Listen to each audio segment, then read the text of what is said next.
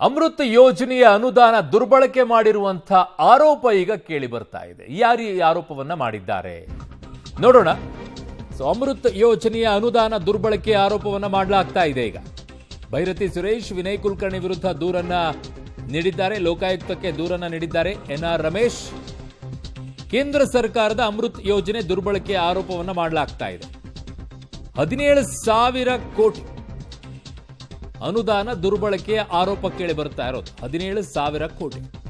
ಸಚಿವ ಭೈರತಿ ಸುರೇಶ್ ಹಾಗೂ ಪೌರಾಡಳಿತ ಸಚಿವ ರಹೀಂ ಖಾನ್, ನೀರು ಸರಬರಾಜು ಮತ್ತು ಒಳಚರಂಡಿ ಮಂಡಳಿ ಅಧ್ಯಕ್ಷ ವಿನಯ್ ಕುಲಕರ್ಣಿ, ಪೌರಾಡಳಿತ ನಿರ್ದೇಶಕ ಸೇರಿ ಹಲವು ಅಧಿಕಾರಿಗಳ ವಿರುದ್ಧ ಈ ದೂರನ್ನ ನೀಡಲಾಗಿದೆ. 7,281 ಪುಟಗಳ ದಾಖಲೆ ಸಹಿತ ಲೋಕಾಯುಕ್ತಕ್ಕೆ ದೂರು ಸಲ್ಲಿಕೆಯಾಗಿದೆ. ಉನ್ನತ ಮಟ್ಟದ ತನಿಖೆಗೆ ಈಗ ಎನ್ಆರ್ ರಮೇಶ್ ಆಗ್ರಹಿಸಿದ್ದಾರೆ. ಈ ತನಿಖೆ ಮಾಡಕ್ ಬಿಡುತ್ತಾ ಸರ್ಕಾರ? ಯಾಕಂದ್ರೆ ಬಡವರ ದುಡ್ಡ್ರಿ, 17,000 ಕೋಟಿ ದುಡ್ಡೇನಾಗಬೇಕು ಆಗಿದ್ದಾಗ. ಈ ಆರೋಪ ಬಂದಿದೆ ಅಂದ್ರೆ ತನಿಖೆ ಮಾಡಿಸ್ಬೇಕಲ್ವಾ? ತನಿಖೆ ಮಾಡಿಸ್ಲೇಬೇಕು ಈ ವಿಚಾರದಲ್ಲಿ. ಆಗದೆ ಇದ್ರೆ ಏನು ಹೇಳಿದ್ದಾರೆ ಎನ್ಆರ್ ರಮೇಶ್ ಅವರು ನೋಡೋಣ. ಎನ್ಆರ್ ರಮೇಶ್ ಅವರು ಈಗ ಉನ್ನತ ಮಟ್ಟದ ತನಿಖೆಗೆ ಆಗ್ರಹಿಸಿದ್ದಾರೆ. 7,281 ಪುಟಗಳ ದಾಖಲೆ ಸಹಿತ ಲೋಕಾಯುಕ್ತಕ್ಕೆ ದೂರನ್ನ ಸಲ್ಲಿಕೆಯನ್ನ ಮಾಡಿದ್ದಾರೆ. ಬೇರೆ ಎಲ್ಲಾ ವಿಚಾರಗಳಲ್ಲೂ ಕೂಡ ತನಿಖೆಗೆ ಮುಂದಾಗುವಂತಹ ಸರ್ಕಾರ ಇಂತಹ ಆರೋಪ ಅವರದ್ದೇ ಸಂಪುಟದಲ್ಲಿರುವಂತಹ ಸಚಿವರ ಮೇಲೆ, ಜೊತೆಗೆ ಅವರದ್ದೇ ಪಕ್ಷದ ಒಬ್ಬ ನಾಯಕನ ಮೇಲೆ, ಶಾಸಕರ ಮೇಲೆ ಈ ರೀತಿ ಆರೋಪ ಬಂದಿದೆ ಅಂತಂದಾಗ, ಒಬ್ಬ ಮಂಡಳಿಯ ಅಧ್ಯಕ್ಷರ ಮೇಲೆ ಈ ರೀತಿಯಾಗಿ ಆರೋಪ ಬಂದಿದೆ ಅಂದಾಗ ಯಾಕೆ ತನಿಖೆಗೆ ಇಮಿಡಿಯೇಟ್ ಆಗಿ ಮುಂದಾಗೋದಿಲ್ಲ? ಈಗ ಲೋಕಾಯುಕ್ತಕ್ಕೆ ಇವರು ದೂರು ಕೊಟ್ಟಿದ್ದಾರೆ.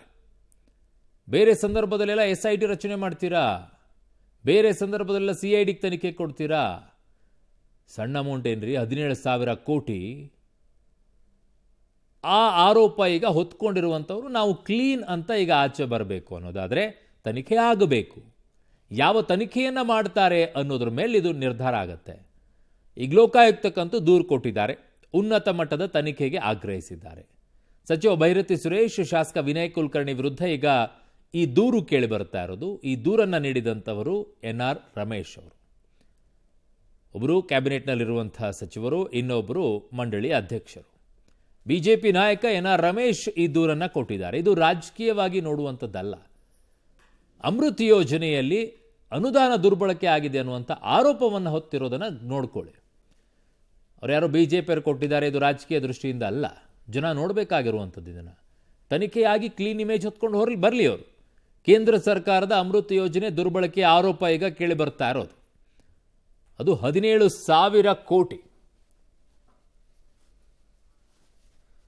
17,000 ಕೋಟಿ. ನಮ್ಮವರು ಒಂದು 0 ಎಕ್ಸ್ಟ್ರಾನೇ ಹಾಕ್ಬಿಟ್ಟಿದ್ದಾರೆ, ಇರಲಿ. 17,000 ಕೋಟಿ ಈಗ ದುರ್ಬಳಕೆ ಆಗಿದೆ ಅನ್ನುವಂಥ ಆರೋಪ. IAS ಅಧಿಕಾರಿ ಪ್ರಭುಲಿಂಗ ಕವಲಕಟ್ಟಿ ವಿರುದ್ಧವೂ ಕೂಡ ಆರೋಪ ಕೇಳಿ ಬರ್ತಾ ಇದೆ. ಪ್ರಭುಲಿಂಗ ಕವಲಕಟ್ಟಿಯವರ ವಿರುದ್ಧ ಲೋಕಾಯುಕ್ತಕ್ಕೆ 7,281 ಪುಟಗಳ ದಾಖಲೆ ಸಲ್ಲಿಕೆಯನ್ನ ಮಾಡಿದ್ದಾರೆ. ದಾಖಲೆಗಳು ಏನಿದೆ ಅನ್ನೋದು ಕೂಡ ಇಂಪಾರ್ಟೆಂಟ್ ಆಗುತ್ತೆ. ಉನ್ನತ ಮಟ್ಟದ ತನಿಖೆಗೆ ದೂರುದಾರ ಈಗ ಎನ್ಆರ್ ರಮೇಶ್ ಅವರು ಒತ್ತಾಯವನ್ನು ಮಾಡ್ತಾ ಇದ್ದಾರೆ. ಸುಮ್ಮನೆ ಯಾರ್ಯಾರು ಹೋಗಿ ಅಷ್ಟೊಂದು ಪುಟಗಳ ದಾಖಲೆಯನ್ನು ಸಲ್ಲಿಕೆ ಮಾಡೋಕ್ಕೆ ಹೋಗಲ್ಲ ರೀ, ಸುಮ್ಮನೆ ಖರ್ಚಲ್ವ. 7,281 ಪುಟಗಳಂತಂದರೆ 7-8 ಸಾವಿರ ರೂಪಾಯಿ ಖರ್ಚು ಮಾಡಿಬಿಟ್ಟು, ಅದನ್ನು 10,000 ರೂಪಾಯಿ ಖರ್ಚು ಮಾಡಿಬಿಟ್ಟು ಅಷ್ಟೆಲ್ಲ ಪ್ರಿಂಟ್ ತೆಗೆದುಕೊಡೋಕ್ಕಾಗುತ್ತಾ? ನನ್ನ ಸಹೋದ್ಯೋಗಿ ಈಗ ನಾಗೇಶ್ ನನ್ನ ಸಂಪರ್ಕಕ್ಕೆ ಸಿಗ್ತಾ ಇದ್ದಾರೆ ಕ್ರೈಮ್ ಬ್ಯೂರೋಯಿಂದ. ನಾಗೇಶ್, ಯಾರು ಸುಮ್ಮನೆ ಇಷ್ಟೊಂದು 7,281 ಪುಟಗಳದ್ದು ಅಂತಂದರೆ ಕನಿಷ್ಠ ಈಗ ಅದ್ರದ್ದೊಂದು ಪ್ರಿಂಟ್ ತಕ್ಕೊಳ್ಬೇಕು ಅಂತಂದರೆ ಒಂದು 10,000ರಿಂದ 12,000 ರೂಪಾಯಿ ಅಂತೂ ಆಗೇ ಆಗುತ್ತೆ. ಅವ್ರಿಗೇನು ಮನೆಯಿಂದ ಏನು ಬಡ್ದಿಲ್ಲ ಅಷ್ಟೊಂದು ದುಡ್ಡನ್ನು ಖರ್ಚು ಮಾಡಿಬಿಟ್ಟು ಪ್ರಿಂಟ್ ತೆಗೆದುಬಿಟ್ಟು ದಾಖಲೆಯನ್ನು ಕೊಡೋಕ್ಕೆ. ಈಗ ಈ ವಿಚಾರದಲ್ಲಿ ಲೋಕಾಯುಕ್ತ ಏನು ಹೇಳ್ತಾ ಇದೆ ಇದನ್ನ? ಮತ್ತೆ ಈಗ ಸಾಮಾನ್ಯವಾಗಿ ರಾಜ್ಯ ಸರ್ಕಾರ ಏನು ಕೇಳುತ್ತೆ, ಪರ್ಮಿಷನ್ ತಗೊಳ್ಳೋಕ್ಕೋಸ್ಕರ ಹೈಕಮಾಂಡನ್ನು ಕೇಳಿತ್ತು ಹನಿ ಟ್ರ್ಯಾಪ್ ವಿಚಾರದಲ್ಲಿ. ಅವಾಗ ಹೈಕಮಾಂಡ್ ಬೇಡ ಅಂದಿದ್ದಕ್ಕೆ ಬಿಟ್ಬಿಟ್ರು. ಈಗ ಲೋಕಾಯುಕ್ತವು ಕೂಡ ಸರ್ಕಾರಕ್ಕೆ ಕೇಳುತ್ತಾ ಏನು ಕತೆ, ಇದನ್ನು ತನಿಖೆ ಮಾಡಬೇಕಾ ಬೇಡವಾ ಅಂತ? ಯಾಕಂದ್ರೆ ಕ್ಯಾಬಿನೆಟ್ನಲ್ಲೂ ಇದ್ದಾರೆ, ಮಂಡಳಿ ಅಧ್ಯಕ್ಷರು ಇದ್ದಾರಲ್ವಾ. ಅರುಣ್, ಕೇಂದ್ರ ಸರ್ಕಾರದ ಅಮೃತ್ ಯೋಜನೆಯಲ್ಲಿ ಸುಮಾರು 17,000 ಕೋಟಿಯಷ್ಟು ಅಕ್ರಮ ಆಗಿದೆ ಅಂತೇಳಿ ಆರೋಪಿಸಿ ಬಿಜೆಪಿ ಮುಖಂಡ ಎನ್ಆರ್ ರಮೇಶ್ ಅವರು ಇವತ್ತು ಲೋಕಾಯುಕ್ತ ಪೊಲೀಸರಿಗೆ ದೂರನ್ನು ಕೊಟ್ಟಿರುವಂಥದ್ದು. ಸಚಿವರಾದ ಭೈರತಿ ಸುರೇಶ್ ಮತ್ತು ಶಾಸಕರಾಗಿರುವಂಥ ವಿನಯ್ ಕುಲಕರ್ಣಿ ಸೇರಿದಂತೆ ಆ ಇಲಾಖೆಯ ಅಧಿಕಾರಿಗಳ ವಿರುದ್ಧ ದೂರನ್ನು ಕೊಟ್ಟಿರುವಂಥದ್ದು. ಈಗಾಗಲೇ ಸುಮಾರು 7,500ಕ್ಕೂ ಅಧಿಕ ದಾಖಲೆಗಳುಳ್ಳ ದಾಖಲೆಗಳನ್ನು ಕೊಟ್ಟು ದೂರನ್ನು ಕೊಟ್ಟಿರುವಂಥದ್ದು. ಬಹಳ ಪ್ರಮುಖವಾಗಿ ಈ ಒಂದು ಇಲಾಖೆಯಲ್ಲಿ 17,000 ಕೋಟಿಯಷ್ಟು ಅಕ್ರಮ ನಡೆದಿದೆ. ಈ ಪ್ರಕರಣದಲ್ಲಿ ಭೈರತಿ ಸುರೇಶ್ ಮತ್ತು ವಿನಯ್ ಕುಲಕರ್ಣಿ ಸೇರಿದಂತೆ ಹಲವು ಇಲಾಖೆಯ ಅಧಿಕಾರಿಗಳು ಭಾಗಿಯಾಗಿದ್ದಾರೆ.